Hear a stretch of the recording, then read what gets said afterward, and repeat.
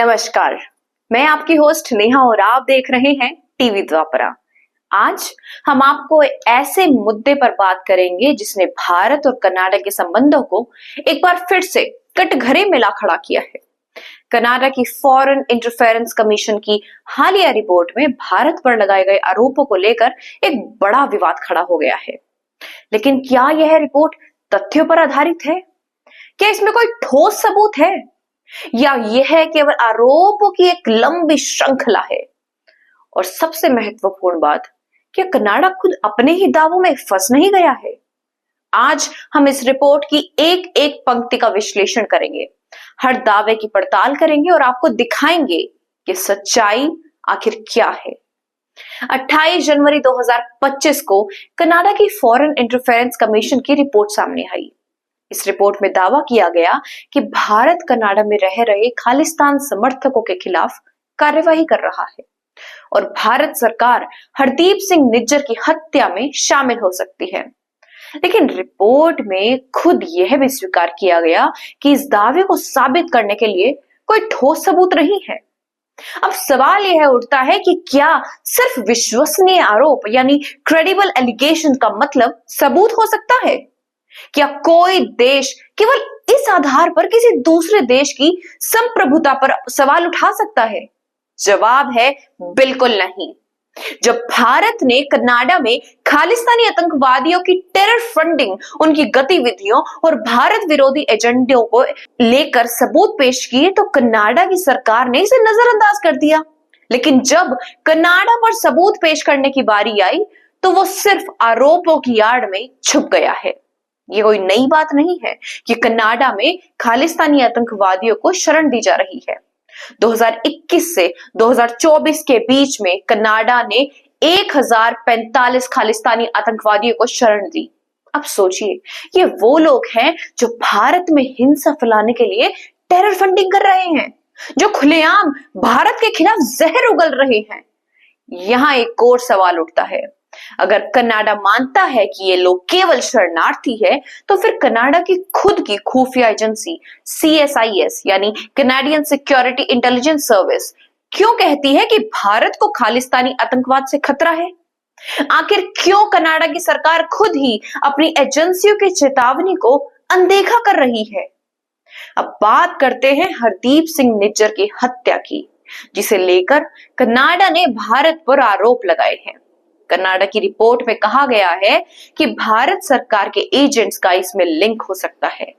लेकिन गौर करने वाली बात यह है कि इसी रिपोर्ट में यह भी लिखा है कि कोई निश्चित संबंध यानी डेफिनेट लिंक साबित नहीं किया जा सका। यानी एक तरफ कनाडा भारत पर आरोप भी लगा रहा है और दूसरी तरफ खुद कह भी रहा है कि उसके पास कोई पुख्ता सबूत नहीं है। अब जरा पीछे चलते हैं। सितंबर 2023 में जब कनाडा के प्रधानमंत्री जस्टिन ट्रूडो ने भारत पर आरोप लगाए थे और उन्होंने कहा था कि कनाडा के पास सबूत है और जल्द ही इन्हें साझा किया जाएगा। लेकिन आज 5 महीने बाद कोई सबूत सामने नहीं आया। आया क्या? बिल्कुल नहीं। यानी कि कनाडा की सरकार केवल हवाई बातें बना रही है। यह भारत को बदनाम करने की एक साजिश के अलावा और कुछ भी नहीं है। अब इस पूरी कहानी का एक और पहलू है पाकिस्तान। कनाडा की इस रिपोर्ट में माना गया है कि पाकिस्तान कनाडा के आंतरिक मामलों में हस्तक्षेप कर रहा है और भारत के बढ़ते प्रभाव को रोकने की कोशिश भी कर रहा है। पाकिस्तान हमेशा से ही भारत को अंतरराष्ट्रीय मंचों पर कमजोर करने की कोशिश करता रहा है। अब कनाडा की सरकार को सोचना चाहिए, कहीं वो पाकिस्तान के झांसे में तो नहीं आ गई है। आखिर क्यों कनाडा पाकिस्तान की साजिशों को अनदेखा कर रहा है और भारत पर झूठे आरोप लगा रहा है? सवाल अब यह उठता है जनाब कि भारत का रुख क्या है? भारत सरकार ने इस रिपोर्ट को साफ तौर पर खारिज कर दिया है। विदेश मंत्रालय के प्रवक्ता रणधीर जायसवाल ने कहा कि कनाडा लगातार भारत के आंतरिक मामलों में दखल देता आया है और भारत पर लगाए गए आरोप पूरी तरह से आधारहीन है। भारत हमेशा से ही आतंकवाद के खिलाफ जीरो टॉलरेंस की नीति अपनाता आया है। भारत ने दुनिया के सामने यह स्पष्ट कर दिया है कि हम अपनी सुरक्षा के साथ कोई समझौता नहीं करेंगे। अगर कोई देश आतंकवादियों को संरक्षण देगा तो भारत उसके खिलाफ उचित कार्यवाही करेगा। तो अब जब हमने इस रिपोर्ट की बारीकी से जांच की तो क्या नतीजा निकलता है? कनाडा के आरोप बिना सबूत के हैं। खालिस्तानी आतंकवादी कनाडा में सुरक्षित रूप से रह रहे हैं, भारत में हिंसा फैलाने की साजिश रच रहे हैं। हरदीप सिंह निज्जर की हत्या को लेकर कनाडा ने भारत पर आरोप लगाए, लेकिन कोई ठोस सबूत पेश नहीं कर सकी। यही नहीं, कनाडा खुद मान रही है कि पाकिस्तान उसके आंतरिक मामलों में हस्तक्षेप कर रहा है, लेकिन वो भारत पर झूठे आरोप लगाने में व्यस्त है। पत्रकारिता का धर्म है कि वो सच को जनता के सामने स्पष्ट रूप से रखे।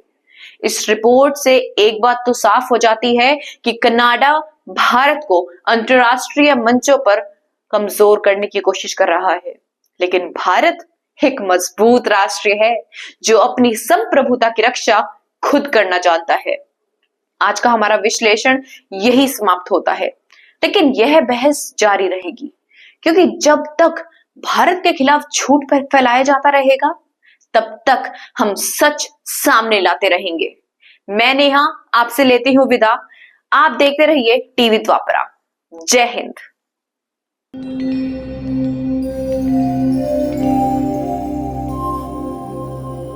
टीवी द्वापरा, संभवामि युगे युगे। अगर ये प्रोग्राम आपको अच्छी लगी तो लाइक, शेयर और कमेंट करें। टीवी द्वापरा के प्रोग्राम्स को हमेशा देखने के लिए सब्सक्राइब करें, बेल आइकॉन दबाएं।